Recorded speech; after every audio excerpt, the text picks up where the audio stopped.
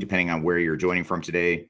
Thanks for joining our Tuesday live stream. This is a live stream we do every Tuesday to interview different guests to talk about anything related to digital transformation, including the people, process, and technology and strategy sides of change and transformation.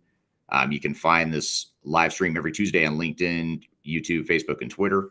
And we actually use the same live stream, these live stream interviews that we do live in front of an audience. We actually use this live stream as part of our weekly Transformation Ground Control podcast. So you get to be part of the live production of that podcast, which comes out every Wednesday on YouTube, Facebook, LinkedIn, and Twitter, as well as all the audio podcast platforms. So thanks for being here today and being part of our podcast and our live stream here today.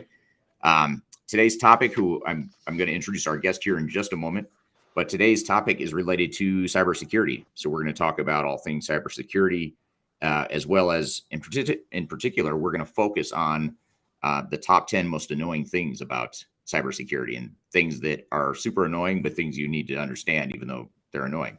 So we're going to talk about that in the conversation today, and we're also going to take live questions from the audience here today. So as we're going here, as we're getting ramped up, and before I introduce my guest, if you could do me a favor, for those of you watching live on any of the platforms we're streaming to today, if you could just drop in the chat where you're joining from today, where in the world you are joining, what city, what country, that would be super helpful just for us to understand where our global audience is joining here today.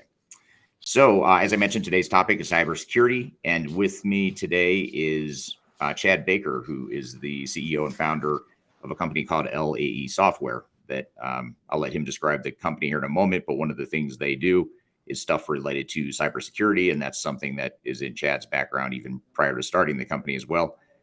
So with all that being said, Chad, thanks for being here today. Thanks, Eric. So maybe just to get started, just tell us a little bit about yourself and your background as well as LAE, if you don't mind. Yeah, so I spent about a little over 20 years working in corporate IT departments at a few large companies, so a big healthcare company, a big financial services company, mainly on the infrastructure side, which had some security components as well. And while doing that, one of the things that I discovered was in order to get projects done, the only way I was finding to do that was to write my own software to manage our systems. So writing the software became the software company. And so after working in corporate IT for a long time, switched to doing just software. And the best way to describe our software company is by the name. So the name is LAE Software, which stands for Least Administrative Effort.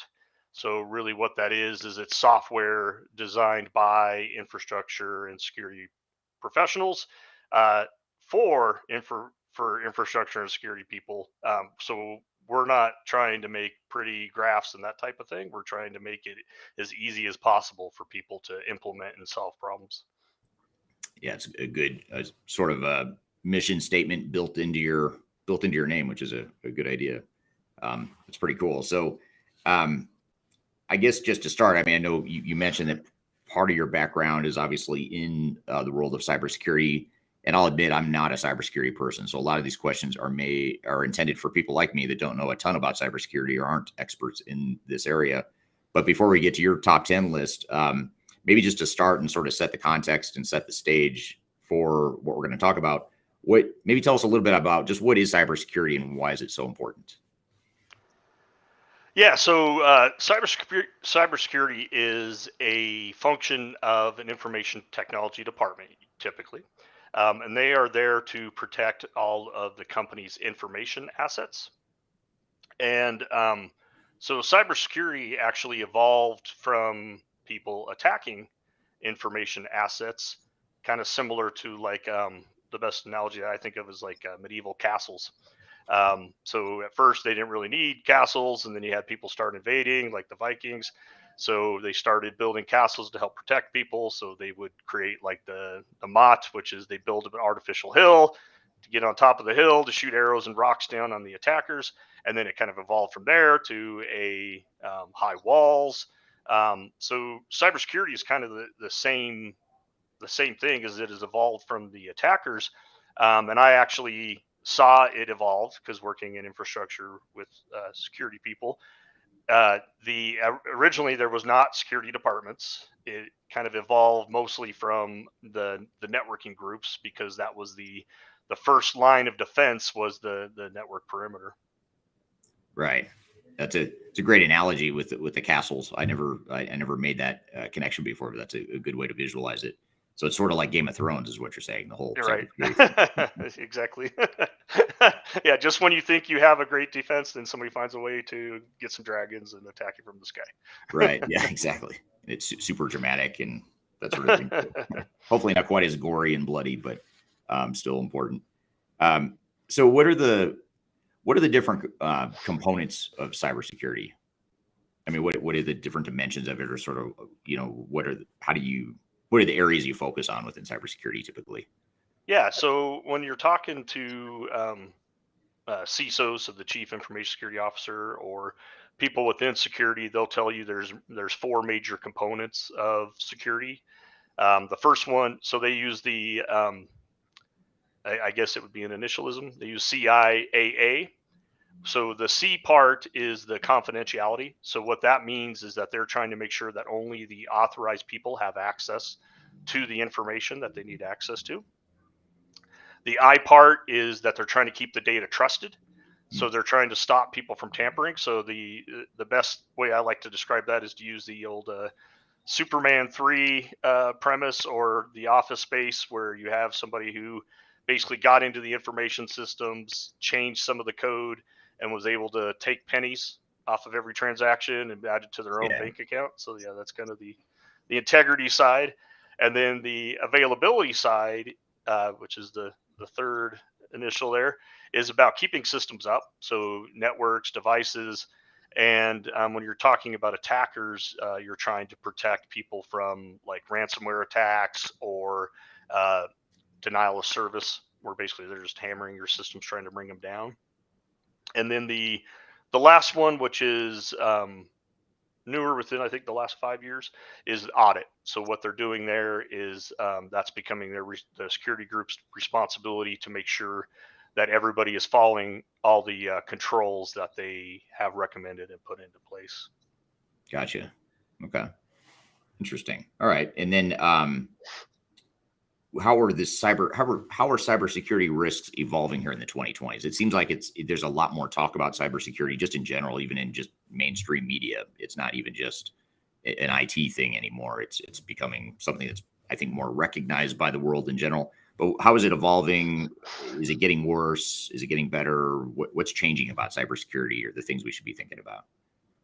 Yeah, so I think as the attackers get smarter, the defenses have to get smarter. So we're kind of evolving there to adding more things to try to prevent the attacks based upon the way people are attacking. But there's two trends that I see within cybersecurity. The first one is that the protectors aren't able to keep up. Hmm. So you're starting to see where the labor shortage and just the complexity and the amount of protections that need to be put in place are making it hard for people to stop attacks as soon as they've kind of started. So once the attacker finds a new way to um, gain a foothold in a company or find a vulnerability, it's taking longer for people to react, and there's a larger number of things that people need to be responsible for. Hmm. And then the second one is that because the protections have been getting stronger and stronger, what I'm seeing is that attackers are starting to exploit more insiders. So I think a good example of that one is one of the best authentication mechanisms out there is the multi-factor authentication, or you might hear it called two-factor authentication. Right. So that's you go and log into a website, you have your password, which is something you know, and then once you log in, it will text you a code. So that's kind of something you have, which is your phone number in your phone. So it texts you a code, and then you put that code in, and that's your second factor to gain access. Well, what they're doing is they're getting into the people who work in the first level support and getting them to tell them the codes, or they're getting people on the phone and saying, "I'm going to be sending you a code. Tell me what that code is." So Oh. that's how they get that second factor and they're able to gain access. Interesting. So it's unknowingly getting insiders to cooperate. So it's not like a nefarious. The insiders aren't necessarily doing it intentionally. It's that the outsiders are reaching into the insider. I think it's a little of both. Oh, okay. Yeah. Interesting.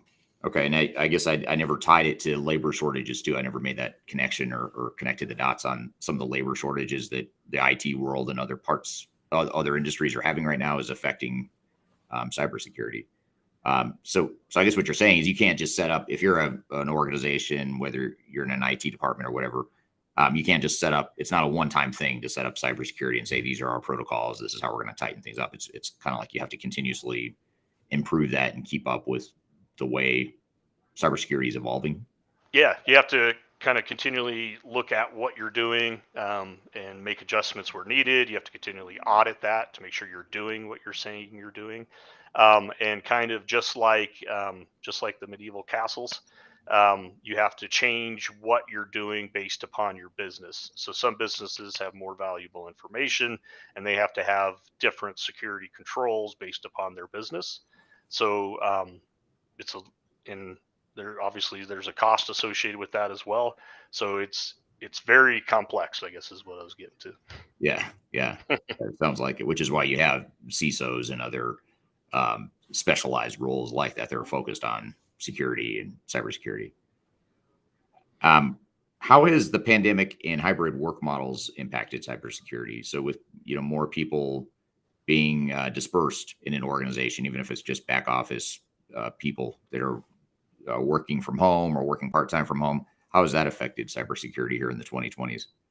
Yeah, I think the trends were already starting to change. So the security used to be a lot about protecting the perimeter, so building up those big castle walls and protecting all of your assets together in one spot.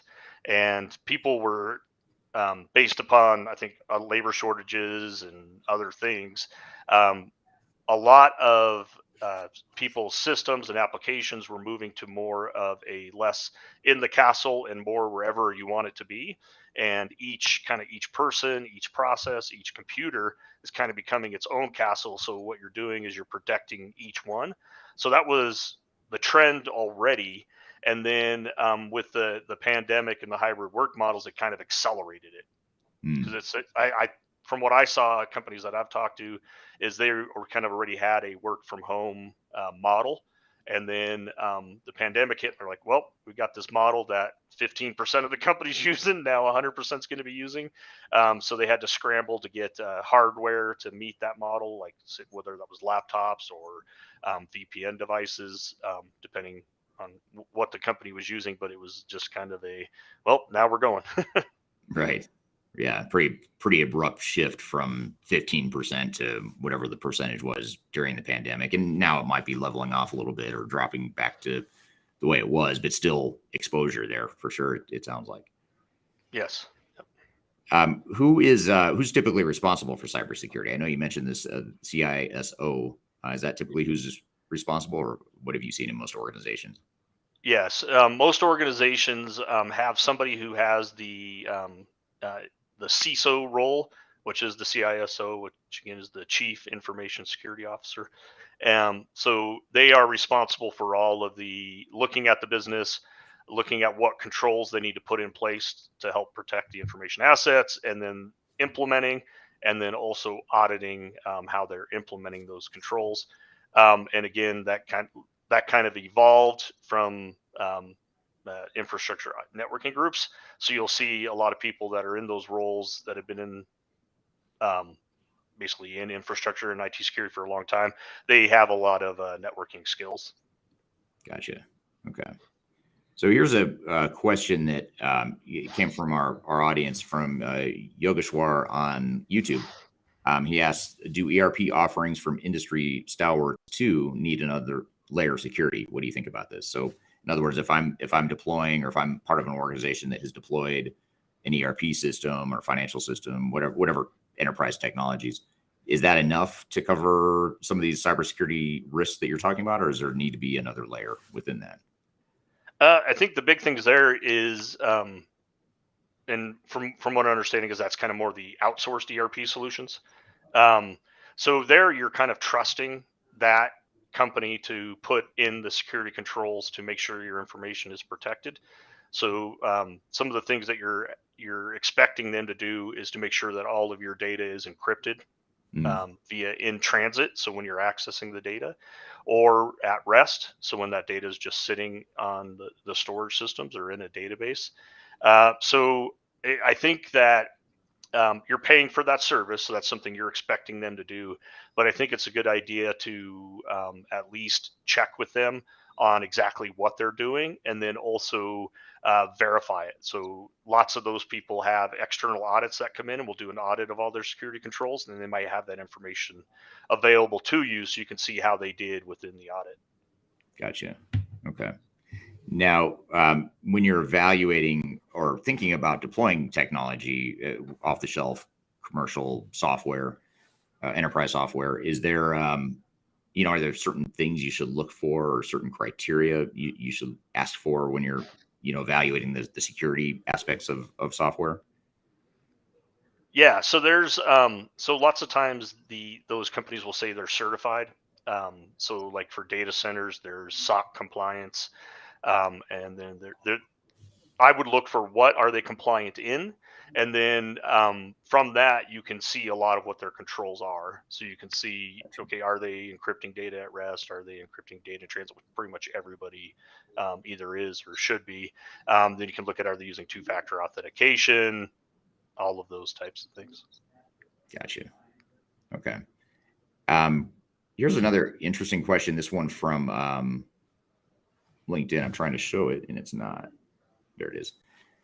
What this is from Kyler on LinkedIn, and she asked, "What is the landscape of cybersecurity in emerging markets where corruption or connectivity can be a challenge?" So this is a really good question because everything we've talked about kind of points to potential nefarious actors and things like that. And the question then is it worse where there's corruption in certain countries or parts of the world, and then also where connectivity is a challenge? Does that add to the cybersecurity risk? So what are some of your thoughts there? Yeah, so for the especially the corruption side of it, absolutely. So there's, depending on where you're at, governments might institute a law that says they can look at all of your data. So they're going to be decrypting all of your network communications, looking at what's happening, and then kind of re-encrypting and sending it on its way. So yeah, I think that's kind of always a risk there. And then the connectivity problems is absolutely a risk to the availability side. So if you have either people doing work for you in those markets, or you are housing systems there, if you have inconsistent network connections, then you're going to have your systems down possibly. Right. Gotcha. Okay. So I guess to shift gears then, you had prepared in advance of this discussion here today, the top 10 most annoying things about cybersecurity. And I had a chance to look at your notes here before you get to it, and these are indeed annoying things, but they're absolute reality, right? It's sort of like it's annoying stuff that you can't really change about cybersecurity or the threat of cybersecurity risk, but there's things you can do to overcome them. So I guess any other context or background on this, how you came up with this top 10 list, or any other context setting It, thought there?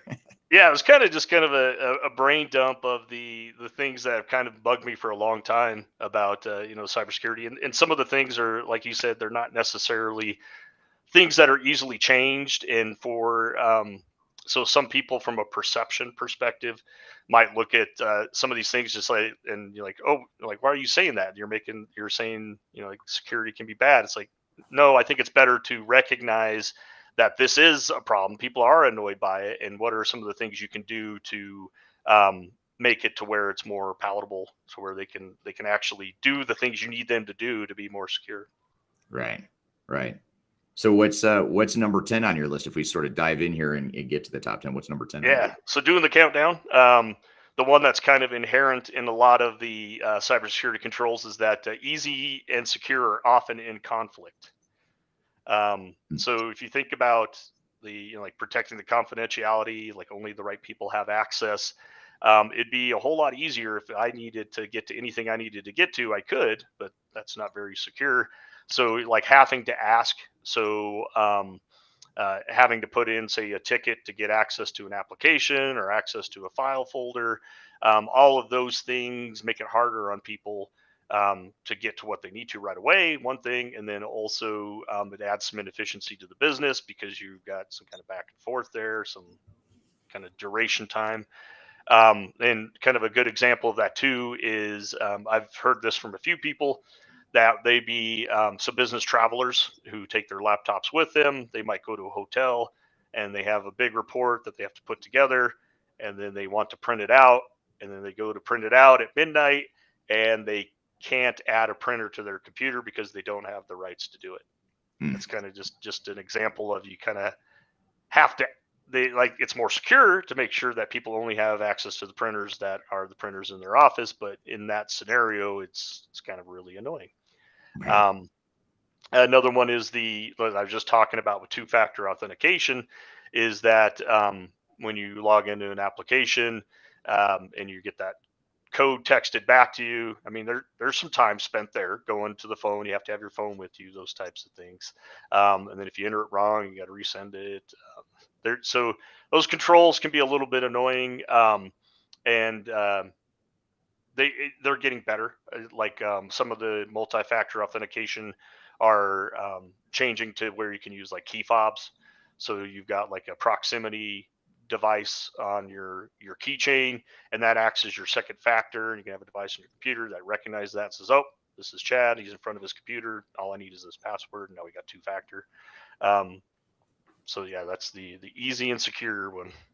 Yeah. And it's, it strikes me as you're giving these examples that a lot of times companies, when they go through some sort of digital transformation, they're putting in new technology, and as part of that deployment of new technology, oftentimes they're rethinking their security profiles and how you could really tighten up security. And, a lot of times companies that have the same system or systems in place for 10, 20, 30 years, you get a little bit lax in terms of security permissions and stuff like that. And back to your earlier point about audits, a lot of organizations don't go back and audit that stuff. But then you go to deploy new technology decades later, and all of a sudden you realize, wow, I could really tighten up security. But it seems like that could create a shock to the system in some ways from a people expectation and a human perspective, because they're used to doing whatever they want. Now all of a sudden you lock down security. And if you haven't explained to them why and all that stuff, that can be pretty stressful. Have you seen that dynamic before? Yeah, I think absolutely the explaining why is always good. But one of the major problems out there is people get too much information. So lots of times people don't read the emails, right? Um, there's the RTFM, which is read the fun email. Right. Right. The forwards, is that the same as the forwards, like the jokes and stuff that you forward, or is it? Yeah, Or right. is it Yeah. different?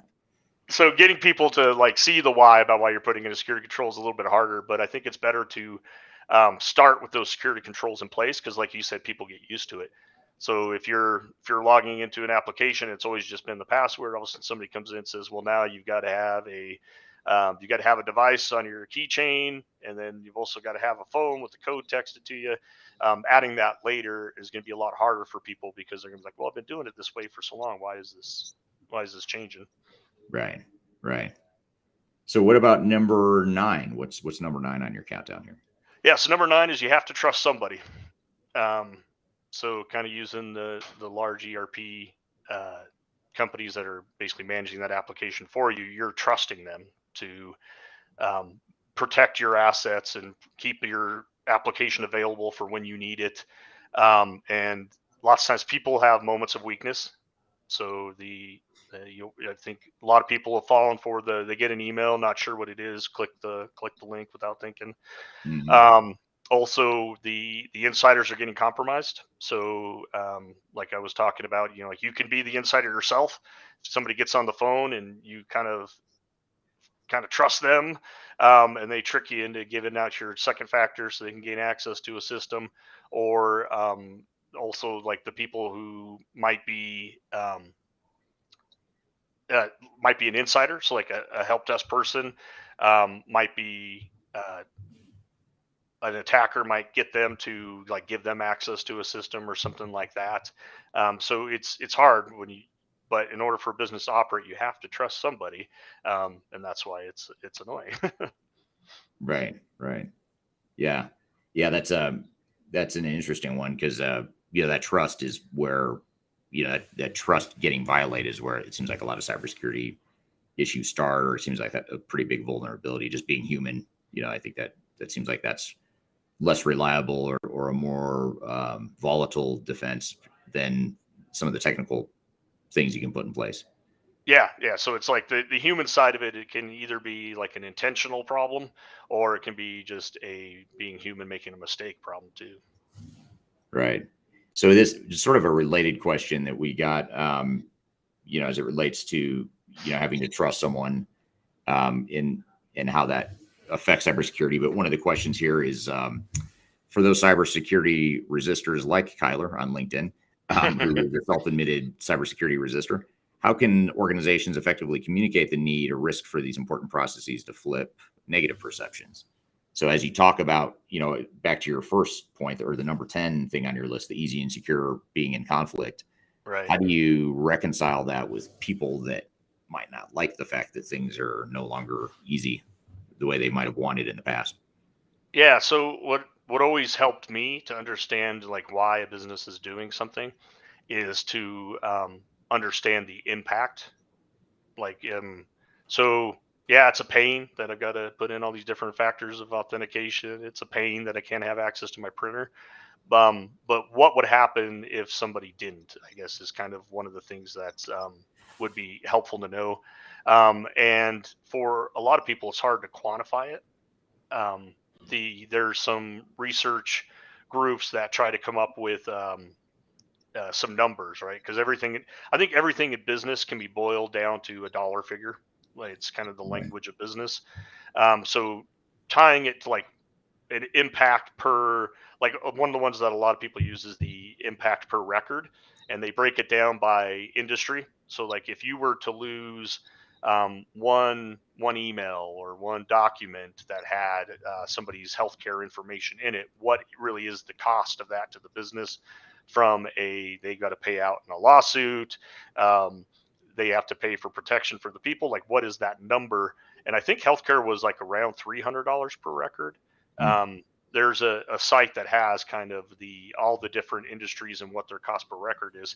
So if you take that number and then you multiply it by the number of records that could be in your system. So if you think about like a healthcare company, one person's email, if they're emailing around medical records, which hopefully they're keeping that secure in the application, but if they're emailing around medical records, so you figure a lot of people probably have at least 30,000 emails in there, of Mm. which how many of those are medical records? Call it maybe 5,000. So times that the per record cost, and that kind of gives you an idea of what an impact would be just for accessing the email system. Wow. Yeah, that's a good way to sort of quantify it. Maybe that's the key here is quantifying some of the risks and the costs of cybersecurity breaches. So what's number 8 on your list? Continuing with the countdown here. And it's one that I think you kind of mentioned too, is that security is still thought of as a department. So a lot of people will be like, security won't let me access my printer. Security won't let me do this, right? Right. Um, so people still think of it as a department, as kind of as opposed to it's a part of everything. I think as I've worked with some great security professionals who they tried to get that understood, at least within starting with the IT department. So with the developers understanding that a little bit more about why you need information security, what are some controls they can do to help make their applications more secure on the development side.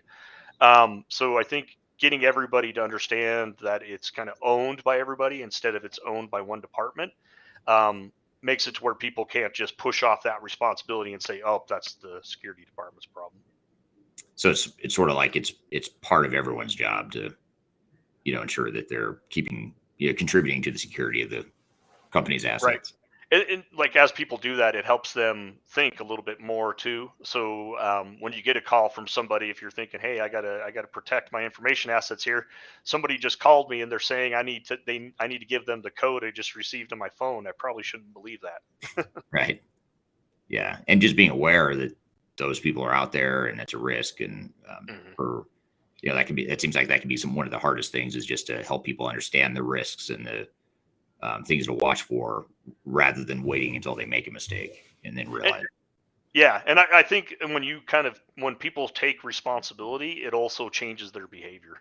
Mm, Because they think a little bit more about, hey, it's part of my responsibility is to make sure that I am protecting the assets as well.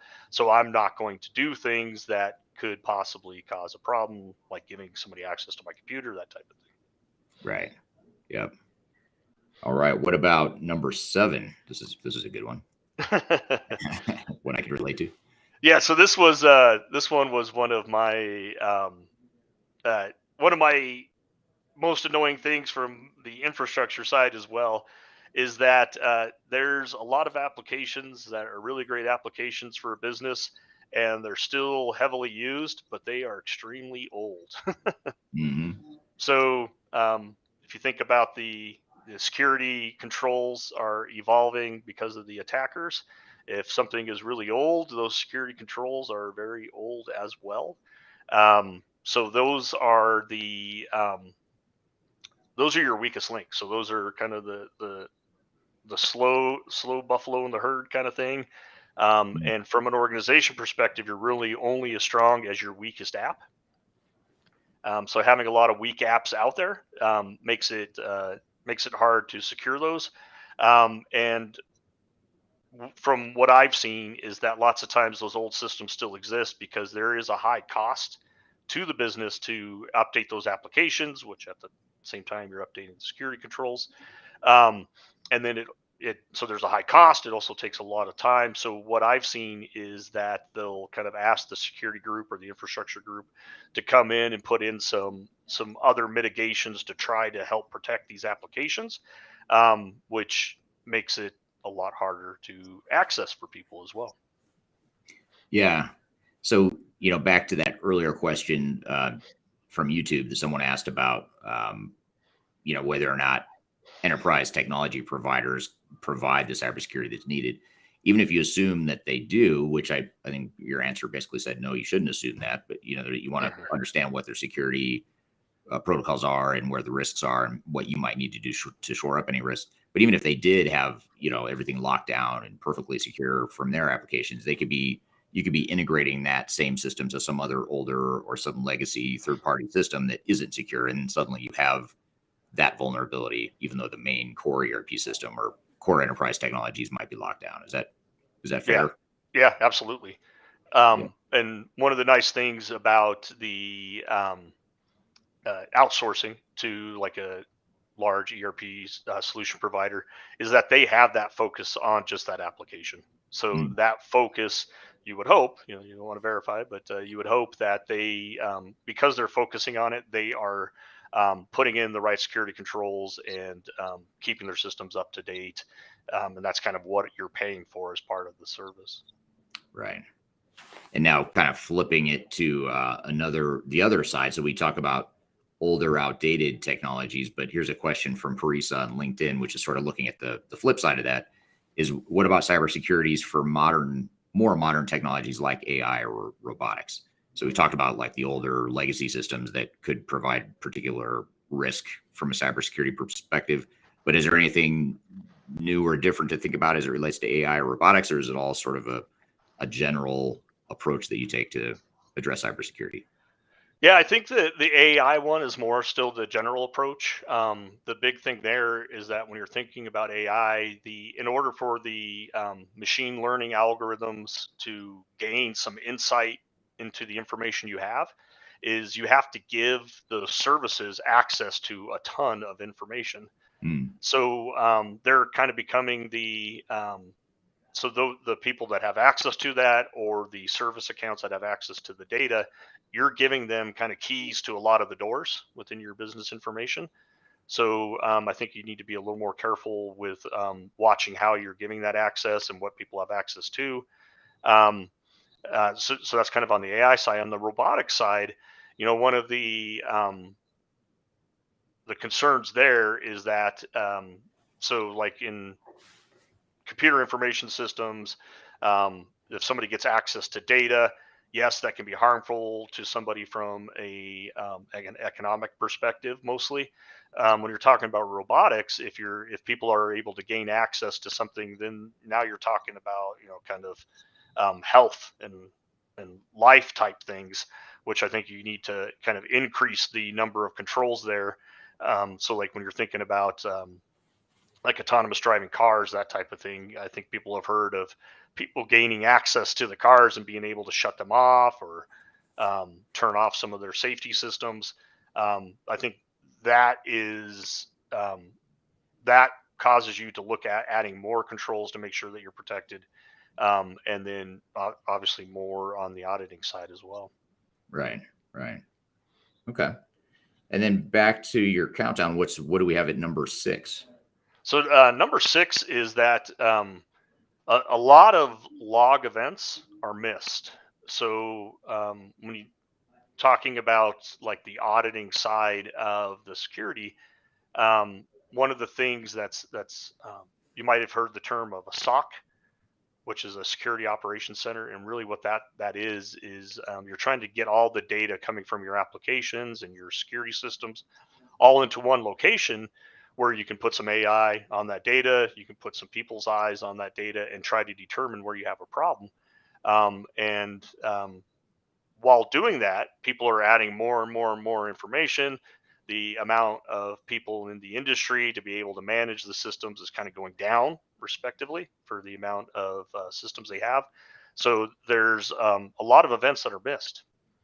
And then kind of added to that is you also have the high cost of the storage, the transmission, and the processing of when you've really turned up that logging. So if you're trying to capture everything and look at everything, it's going to be a high cost. So people can't do that because it's kind of the cost benefit equation changes a little bit. So what people do there is they trim down trim down their scope so they can actually get something working at least, right?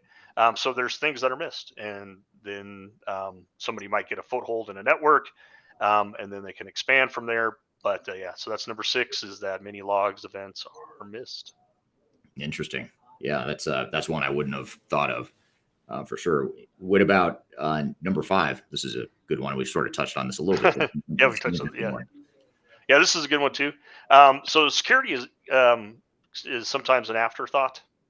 So as people are building out applications, the first thing they're thinking about is building the app. So getting it functional, getting like looking at whether or not it's going to be beneficial to the business, making sure it's going to work, and so they don't want to slow that process down. So what a lot of people will do is they'll get that done first, and then they'll come to the security department and say, "Hey, I built this app. What do you think I need to do from a security perspective to make sure this is secure?"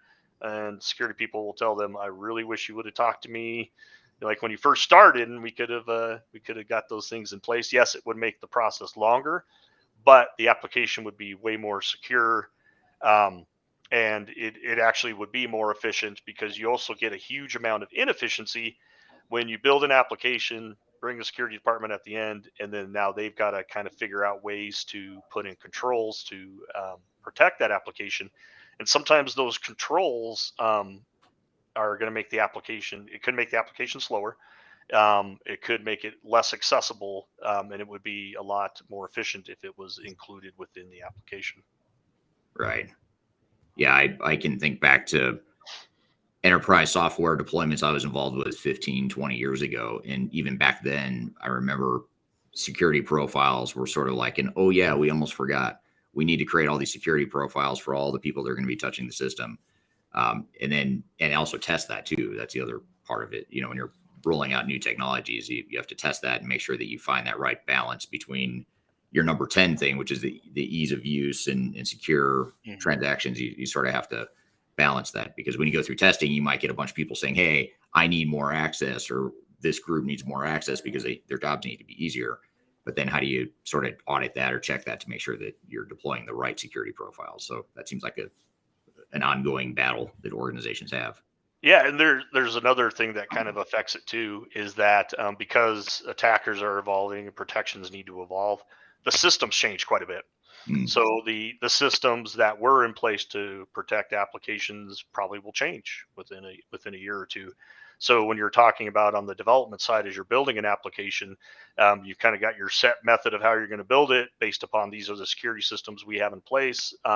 And then that changes either because the security group finds something that's better from a protection perspective, or one of the other big trends in the security world is that the CISO, so the person kind of responsible for cybersecurity, they don't last long at companies. Mm. Most of them are there for about 2 years, kind of just from what I've seen, and it's mainly because of the shortage. There's just not enough CISOs out there, really good CISOs. So what happens is if somebody's a good CISO, another company finds them, and then Right. they offer them more money to come over to their company, and so the CISOs don't last long. So when a new CISO comes in, they'll come in and then they go to the things that they trust, which might be like a different firewall, a different two-factor authentication system. So then those things are changing, which it's harder to keep up as the change cycle keeps happening. Right. Right. Okay. So what about number 4 on your top 10 list? Yeah. So number 4 is that old exploits still work. Um, Hmm. so this one's extremely frustrating because I live this one a little bit more. Um, so the So an unpatched system, which would mean that there is a known code vulnerability, would allow an attacker to gain access to a system. So a good example of that is was that last year maybe? Um, Microsoft Exchange had a vulnerability which Mm. attackers could exploit and then gain access to everybody's email. Um, and so if you were a customer of Microsoft's Exchange Online, they recognized the vulnerability, patched all their servers pretty quickly. But it took other companies longer to get that patch in place. Um, and so that's just kind of an example of a quick one. Vulnerability comes out, and it takes time in order for you to get that patch. But there's some companies that have left vulnerabilities out there for a long time because they haven't been. That's kind of a higher priority one, so people patch that a little bit faster. Mm. But lower priority vulnerabilities, you'll see that take quarters, sometimes years, in order for people to get patched because patching's hard. The hard thing about Mm. patching is it's a pretty automated process from the implementation side. So people push out the patch is installed, reboots the system. Where the problem comes in is where you don't know what that effect that a patch is going to have on your application. So Right. patches have brought applications down. Sometimes just rebooting the system and running into an authentication problem, or basically stopping functionality that used to work with an app because it was insecure is now blocked. So they have to figure out a code remedy to that. Um, so that risk of bringing down a system has made a lot of people, a little leery about patching. So sometimes they patch only if they need to. So they're only really looking at the high priority patches, and don't necessarily have the older patches on a fast enough cycle in order to protect, Mm. basically. And then that also gets back to the old systems. Old Yeah. systems, lots of times the company that built that app maybe is gone, so there's not anybody who's building patches for vulnerabilities as well. Right. Yeah. It seems like a lot of these are tied together or integrate with one another. A lot of these annoying things sort of feed off one another. Um, and speaking of that, what about number 3? Yeah, so number 3 is that security misconfiguration is getting worse. So I think the complexity, the labor shortage, is making it to where people are getting less able to keep up with the rate of change, and they're not implementing all the security controls that they have set in their policy as well as they used to. And I think that's most likely be tied to those things that I just talked about. But they're like the complexity and the labor shortage. But one of the things that I think people can leverage in order to kind of keep up with security configurations is to make it a little bit more policy based with some automation. So there's some companies that I've seen out there that are starting to come up and as security practices where that's what they do is they build security automation, so you're able to keep up with that because it's computers that are keeping that policy implemented as opposed to relying on the humans.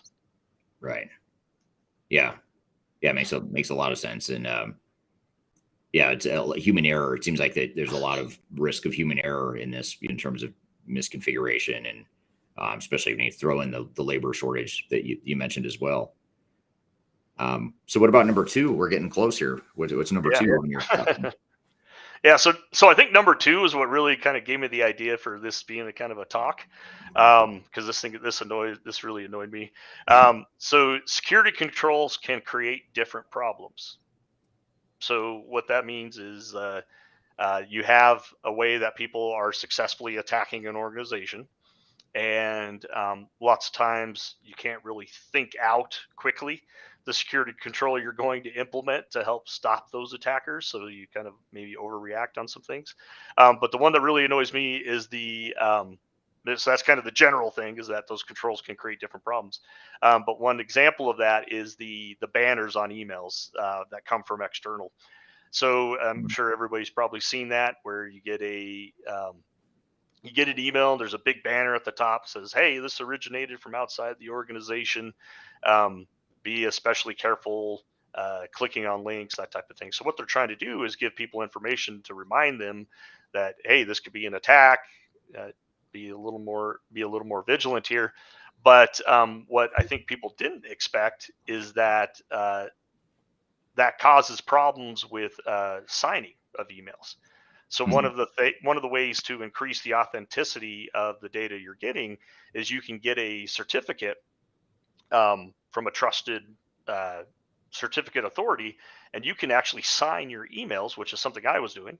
And so those emails, whenever anybody would get an email, it would be signed, and you knew that that email came from me. So it makes it harder for people to spoof email addresses.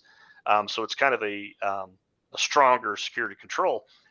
However, when you sign emails and they go into somebody's email system that has those banners, what it did is it would take that signed email and it would add it as an attachment to the message. And so all people would see in the message is that banner that said, hey, this came from the outside, be extra careful. And then they're saying be extra careful, and then that message is sitting there as an attachment. And I think people are a little more careful with attachments than they are at reading the content of a message. So people wouldn't open the message. So I had a few people that asked me, like, hey, weren't you supposed to email this? I'm like, I did. So I actually had to turn off my email signing because of this. So that's why it's annoying to me. Yeah, and it's back to that number 10 one, that easy and secure. That was a very secure process you had in place, but it wasn't effective or easy to communicate with the Right. people you needed to. Yeah, that's super interesting. That one I wasn't I hadn't thought of that one either. That's a good one. And then number one, what's number one on your top 10 list here? Yeah. So number one is that phishing attacks are still the easiest way to get a foothold in a company. So like, kind of looking at the different things within security, when you know there's a problem and you come up with a resolution and you fix it, that's great. There's going to be problems. People are going to come up with resolutions, but phishing attacks is still the easiest way for people to gain access. And I think it kind of goes back to the basically the people side of it, the having to trust people. And the so attackers are getting better at slipping past kind of the SMTP filtering rules, and getting people to one of the other ways too is that they get inside access. They're sending the email from the inside as opposed to the outside. And then because people are busy, they have moments of weakness.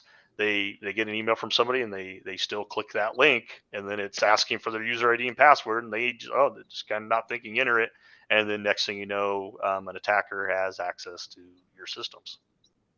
Yeah, and that's so I think you answered this already, but the reason this is number one on your list, or the reason it's such a big deal, is because of that human imperfection and the fact that we we have moments of weakness, like you talked about before. We tend to trust people. We're imperfect. Sometimes the need for security isn't well communicated to the organization. So you add up all those things, and it almost creates this perfect storm of vulnerability where it's easy to attack for an outsider. Yeah, I think that's kind of it. Like this is kind of um, the culmination of a lot from the list, Right. all kind of tied into the same thing that still doesn't have a great solution. Yeah. Yeah, and actually, a question from the audience that is actually a really good sort of a capstone question to bring this all together. So you talked about a lot of stuff here in this top 10 list. There's a lot to think about, and if I'm a IT person or managing this function within any organization, it's enough to make your head spin. So this question is from Kyler on LinkedIn, and she says, if organizations had to prioritize a few key security initiatives due to resourcing shortages or just competing priorities for that matter, what would your top recommendations be? So in other words, if we look at these 10 things you talked about and we can't address all 10, let's just say, or we can't address everything in this world of cybersecurity all at once, what are the ways that we could cherry pick some things, or how would you prioritize some of the cybersecurity risks and vulnerabilities that companies have?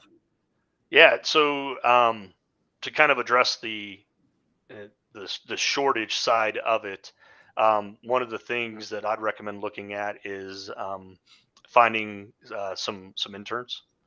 So getting interns involved in cybersecurity, giving people a path to a career, then you can that helps you find people, and they're going to make some mistakes because they're people and they're new to um, cybersecurity. But I think that's one way to kind of help address the shortage. The other big thing would be to um, and I'm talking about the people side first, and I'll get to kind of more of the like what security controls to focus on.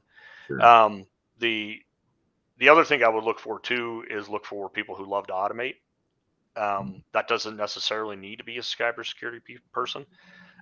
So finding people from other parts of IT, so like on the infrastructure side, on the development side, people who just like to write applications to solve problems, bringing them into a security organization can help you, or training the people you have within the security organization on automation techniques can help address the amount of the help them to be more powerful so they can do more, so they can keep up with the complexity, they can make sure that everything is done the exact same way every time, so that way you're not missing something like on a security configuration perspective. Mm. So that's the people side of it, and then getting back to like, well, what you say you can't find the people or the automation to help you, what are the things that you should focus on? And I would say first look at your industry, um, and then from the industry, look at and there's consultants that can help with that as well. So people who can come in and say, here for this industry, I recommend you run these different controls. Here's how you prioritize them. But the NIST organization has a list that you can get and look and like what their top 10 controls are. You can find NIST controls that apply to certain industries, and then that can help you prioritize which ones to address first. Mm. One of just kind of off the top of my head, one of the biggest controls to implement to help is the multi-factor authentication. So if you don't already have multi-factor authentication, get that in place. Um, I think the encryption in transit is usually handled pretty well. Most people do that. That's the HTTPS and when you're hitting a website. Um, the next one there to kind of look at is the encryption at rest. So if you're using database technology, some of them have encryption built in, so you can encrypt tables that are the most important. Because one thing to keep in mind with encryption too is you're adding processing, so that's going to add either cost or some latency to applications. So you kind of want to do it in the right spot. Or looking at disk arrays that if you're still have in-house infrastructure, looking at disk arrays that just have encryption on all the time, that helps cover the encryption at rest. So those are kind of the three big ones I would look at first. Yeah.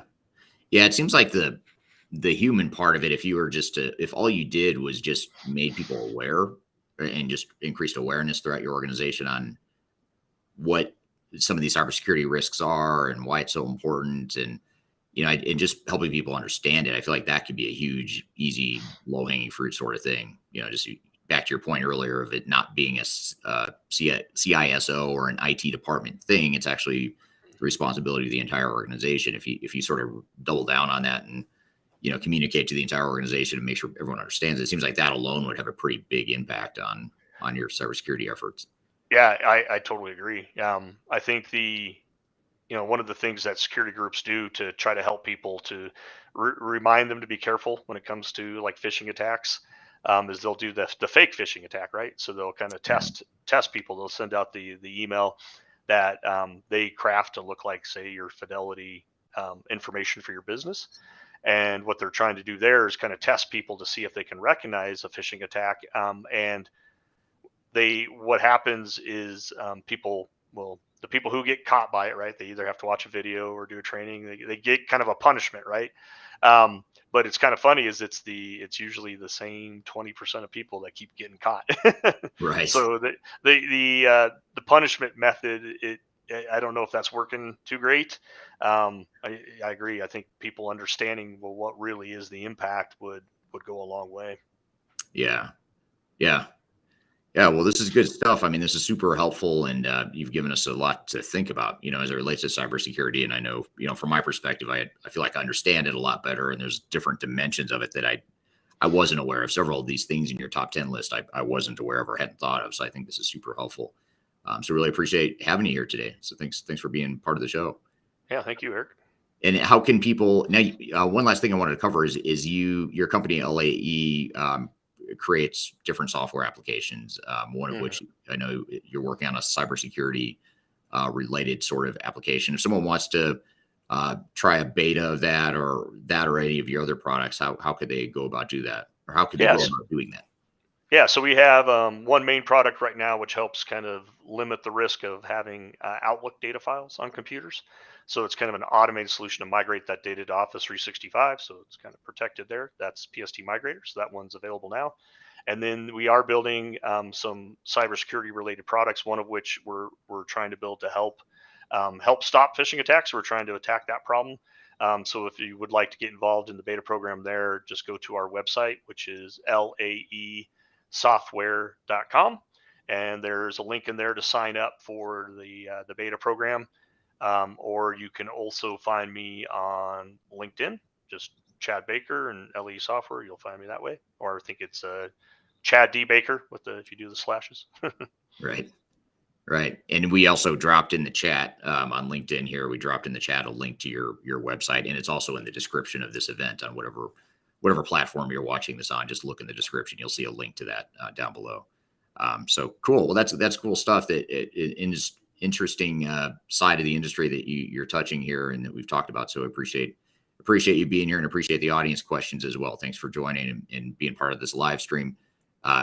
Again, we do these live streams every Tuesday, same time, same place. And these recordings from these live streams get edited and produced into our weekly Transformation Ground Control podcast. So you can find that every Wednesday. So this interview will be part of Wednesday of next week. That episode will feature this interview. So thanks for being part of that. So I want to thank everyone for joining. Chad, thanks for being here today. And yeah, hope you all have a great week in the meantime. Great. Thanks, Eric. All right. Take care, everyone. Thank you.